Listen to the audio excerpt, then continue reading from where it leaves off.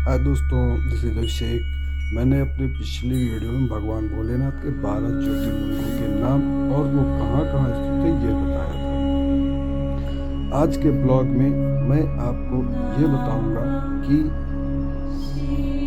12 ज्योतिर्लिंग क्यों बने और इनके पीछे क्या क्या मान्यताएं हैं। अगर आपको ये वीडियो अच्छा लगे तो कृपया करके चैनल को सपोर्ट करें और वीडियो पर अपना लाइक और कमेंट जरूर करें, जिससे कि तो चलिए आज शुरू करता हूँ आज का वीडियो। यदि आपको पूरी जानकारी चाहिए तो वीडियो को पूरा देखो और ज़्यादा से ज़्यादा ज्ञान प्राप्त करें। ये ज्योतिर्लिंग कहाँ कहाँ विराजमान है इनका वीडियो मैं पहले ही बना चुका हूँ, उसका लिंक मैंने वीडियो के नीचे दे रखा है, कृपया करके वहाँ से देख सकते हैं। भारत में 12 ज्योतिर्लिंग हैं जिनके नाम इस प्रकार हैं: सोमनाथ, नागेश्वर, भीमाशंकर, त्र्यंबकेश्वर, गणेश्वर, वैद्यनाथ, महाकालेश्वर, ओमकारेश्वर, काशी विश्वनाथ, केदारनाथ, रामेश्वरम और मल्लिकार्जुन। पुराणों और अन्य हिंदू धर्म शास्त्रों में ज्योतिर्लिंगों को भगवान शिव की ऊर्जा का प्रतीक माना गया है। ज्योतिर्लिंग एक संस्कृत शब्द है जिसका अर्थ होता है रोशनी का प्रतीक। इस ज्योतिर्लिंग में दो शब्द हैं, पहला ज्योति और दूसरा लिंग। लिंग शब्द का मतलब होता है आकार। ये आकार इसलिए है क्योंकि जो अप्रकट है वो खुद को जब प्रकट करने लगता है। एक अन्य शब्द में हम ये कह सकते हैं कि जब सृष्टि की उत्पत्ति शुरू हुई तो जो सबसे पहला आकार इसने लिया था वो एक दीर्घ वृत्ताकार था। एक पूर्ण दीर्घ वृत्ताकार को लिंग कहते हैं। पुराणों और धार्मिक मान्यताओं के मुताबिक इन 12 स्थानों पर जो शिवलिंग मौजूद है उनमें ऊपर ज्योत के रूप में भगवान शिव विराजमान है। यही कारण है कि इन्हें ज्योतिर्लिंग कहा जाता है। ये ज्योतिर्लिंग भारत के विभिन्न प्रदेशों में भिन्न भिन्न जगह पर स्थित हैं। तो चलिए पहले ज्योतिर्लिंग के बारे में बताते हैं कि इस ज्योतिर्लिंग का क्या महत्व है। पहला ज्योतिर्लिंग है सोमनाथ ज्योतिर्लिंग। यह गुजरात प्रांत के सौराष्ट्र क्षेत्र में समुद्र के किनारे सोमनाथ नामक मंदिर में यह ज्योतिर्लिंग स्थापित है। दक्ष प्रजापति की 27 कन्याएं थी।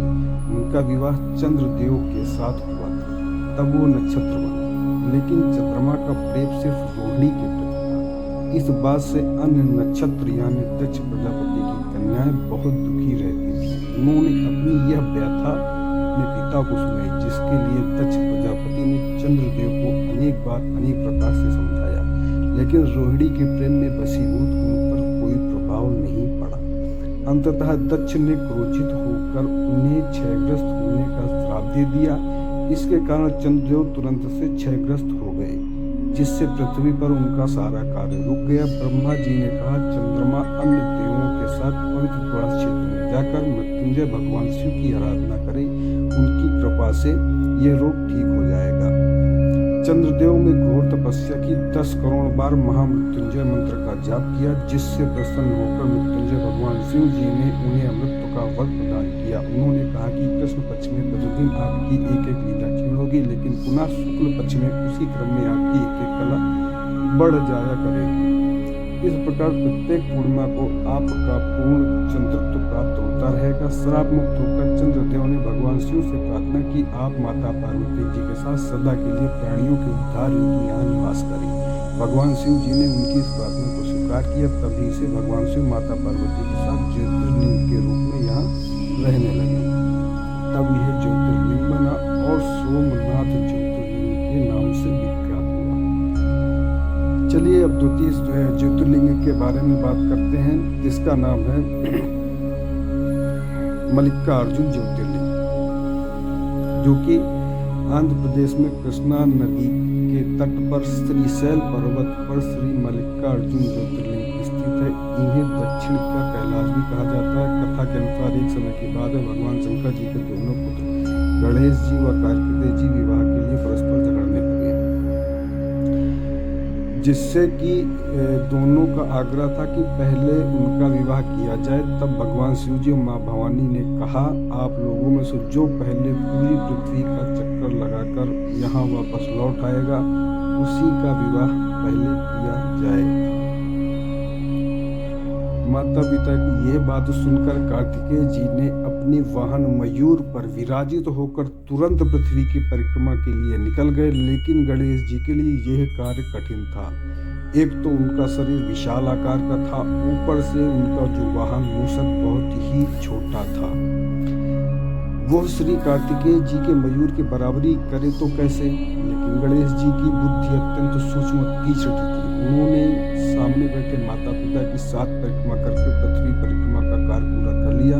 पूरी पृथ्वी की परिक्रमा करके जब कार्तिकेय जी लौटे तो उन्होंने देखा तब तक गणेश जी का रिद्धि सिद्धि से विवाह हो चुका था। ये सब देखकर कार्तिकेय जी अत्यंत रुष्ट होकर क्रौंच पर्वत पर चले गए। माता पार्वती जी उन्हें वहां मनाने पहुंची। तभी पीछे पीछे भगवान शंकर भी पहुंचकर ज्योतिर्लिंग के रूप में प्रकट हुए। तब से श्री मल्लिकार्जुन ज्योतिर्लिंग के नाम से प्रख्यात हुए। यह कथन के अनुसार माँ भवानी का नाम मल्लिका है, भगवान शिव जी एक नाम अर्जुन है, इसलिए इस ज्योतिर्लिंग का नाम मल्लिकार्जुन पड़ा। अब चलिए बात करते हैं तृतीय ज्योतिर्लिंग, जो कि महाकाल के नाम से भी प्रसिद्ध है, जो मध्य प्रदेश में स्थित है। भगवान महाकालेश्वर के बारे में बात करते हैं। यह परम पवित्र ज्योतिर्लिंग है, मध्य प्रदेश के उज्जैन नगर में है। कथा के अनुसार प्राचीन काल में उज्जैनी में राजा चंद्रसेन राज करते थे। वो एक परम शिव भक्त थे। एक दिन श्रीकर्ण नामक 5 वर्ष का गोप बालक अपनी माँ के साथ वहां से गुजर रहा था। यह तब उसने देखा राजा का शिव पूजन देखकर उसे बहुत विस्मय और कौतूहल हुआ। वह उस प्रकार वो सामग्रियों से शिव पूजन करने के लिए लालायित हो उठा। सामग्री का साधन न जुट पाने पर लौटते समय उसने रास्ते से एक पत्थर का टुकड़ा उठा लिया और घर जाकर उसी पत्थर को शिव के रूप में स्थापित कर दिया। फिर पुष्प व चंदन आदि से परम श्रद्धापूर्वक उनकी पूजा करने लगा। माता भोजन के लिए पुकारे, लेकिन वो पूजन छोड़कर उठने के लिए तैयार नहीं था, जिससे कि माता को काफी चिंता होने लगी। अंत में माता ने झल्लाकर पत्थर का वो टुकड़ा फेंक दिया, जिससे बालक दुखी होकर रोते हुए भगवान शिव को पुकारने लगा। रोते रोते बेहोश होकर वो वहीं गिर पड़ा। बालक की अपने प्रति भक्ति और प्रेम देखकर भोलेनाथ भगवान शिव अत्यंत प्रसन्न हुए।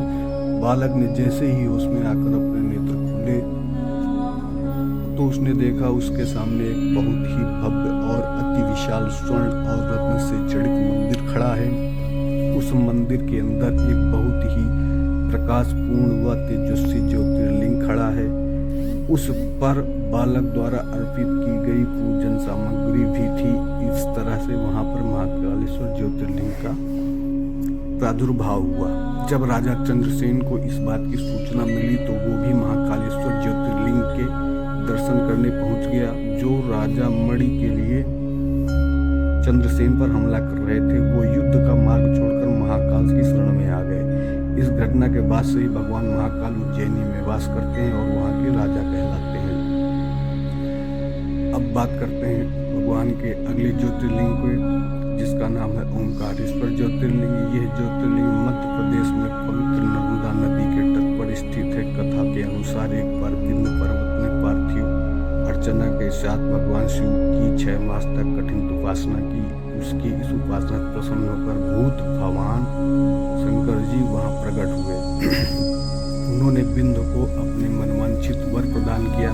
विंध्याचल के इस वर प्राप्ति के अवसर पर वहां बहुत से ऋषिगण और मुनिगण भी पधारे। उनकी प्रार्थना पर शिव जी ने अपने ओंकारेश्वर नामक लिंग के 2 भाग किए। एक का नाम ओंकारेश्वर और दूसरे का नाम अमलेश्वर पड़ा, जो कि नर्मदा नदी के इस तट पे और उस तट पे विराजमान है। अब अगले ज्योतिर्लिंग भगवान केदारनाथ के बारे में बात करते हैं। यह ज्योतिर्लिंग पर्वतराज हिमालय की केदार नामक चोटी पर स्थित है। कथा के अनुसार केदारनाथ अत्यंत शोभाशाली श्रृंग है। महातपस्वी नर और नारायण ने कई वर्षों तक भगवान शिव जी के प्रसन्न करने के लिए कठिन तपस्या की। भगवान शिव जी की कठिन साधना से प्रसन्न उन्होंने प्रत्यक्ष प्रकट होकर उन दोनों ऋषियों को दर्शन दिया। भगवान शिव जी आपने उनसे वर मांगने के लिए कहा। भगवान शिव जी की यह बात सुनकर दोनों ऋषियों ने उनसे कहा, प्रभु आप मनुष्यों के कल्याण और उनके उद्धार के लिए अपने स्वरूप को यहाँ पर स्थापित करें, हमारी प्रार्थना अवश्य ही स्वीकार करें। उनकी प्रार्थना सुनकर भगवान शिव जी ने ज्योतिर्लिंग के रूप में वहाँ वास करना स्वीकार किया। शेष ज्योतिर्लिंग की कथा अपने वीडियो के अगले भाग में बताऊंगा, जिसके लिए चैनल को सब्सक्राइब करें और वीडियो को लाइक करें और कमेंट करें। धन्यवाद। आज की कथा यहीं पे समाप्त करता हूँ, फिर मिलते हैं अगले वीडियो में। तब तक के लिए जय भोलेनाथ।